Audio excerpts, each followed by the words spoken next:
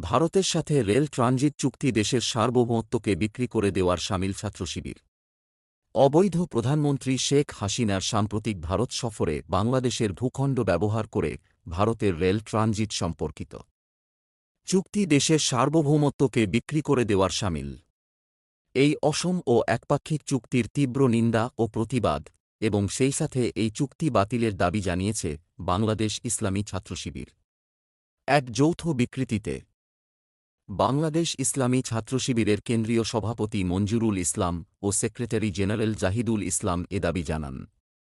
বিবৃতিতে নেতৃবৃন্দ বলেন, বর্তমান স্বৈরাচার আওয়ামী লীগ সরকার অবৈধ ক্ষমতা টিকিয়ে রাখতে ধরনের গণবিরোধী সিদ্ধান্ত নিয়ে দেশকে ভারতের হাতে তুলে দেওয়ার ষড়যন্ত্রে লিপ্ত হয়েছে।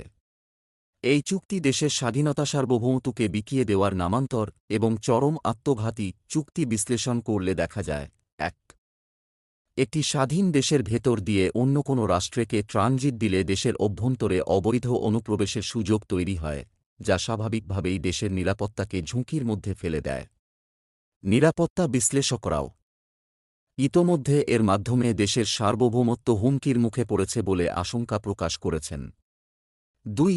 তিস্তা প্রকল্পে ভারতীয় বিশেষজ্ঞদের অন্তর্ভুক্তির মাধ্যমে দেশের কৌশলগত এই প্রকল্পটি নিরাপত্তা ঝুঁকিতে পড়বে এবং এর মাধ্যমে চীন-ভারত দ্বন্দ্বে ক্ষমতালোভী হাসিনা সরকার বাংলাদেশকে জড়িয়ে ফেলেছে। ৩. ভারত এই সমঝোতার মাধ্যমে দেশের সড়ক, নৌ, সমুদ্র এবং আকাশে তার নিয়ন্ত্রণ প্রতিষ্ঠা করবে। শুধু তাই নয়, ভারত দেশের গুরুত্বপূর্ণ নিউক্লিয়ার পাওয়ার প্ল্যান্ট রূপপুরেও তার নিয়ন্ত্রণ প্রতিষ্ঠা করার অভিপ্রায় ব্যক্ত করেছে। এমনকি দেশের সামরিক বাহিনীসমূহের আধুনিকায়ন প্রকল্পের অধীনে সামরিক অস্ত্র কারখানা প্রতিষ্ঠা, সামরিক মহড়া প্রশিক্ষণের অংশীদার হতে চায় ভারত। এর পাশাপাশি বেসামরিক প্রশাসন, নির্বাহী বিভাগ, বিচার বিভাগ, পুলিশ এবং অন্যান্য বিশেষ সেবার ক্ষেত্রেও ভারত কাজ করতে চায়।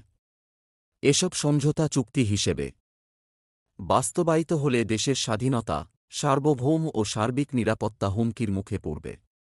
৪. ইন্ডিয়া বাংলাদেশ ডিজিটাল বাংলাদেশ যৌথ ভিশনের মাধ্যমে দেশের সামরিক, বেসামরিক স্থাপনার তথ্য সহজেই ভারতের হস্তগত হওয়ার শঙ্কা তৈরি হয়।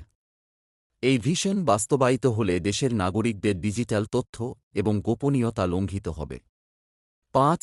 দেশা চুক্তি মিরসরাই এবং মংলায় দুটি আলাদা স্পেশাল ইকোনমিক জোন প্রতিষ্ঠার মাধ্যমে বাংলাদেশে ভারতের বাজারি সম্প্রসারণ ঘটবে। ৬. ভারতে স্বাস্থ্য ও চিকিৎসা সেবার সুযোগদানের চুক্তির ফলে সরকার প্রকারান্তরে এই বিষয়েরই স্বীকৃতি দিচ্ছে যে দেশের চিকিৎসা সেবার মান যথেষ্ট নয়।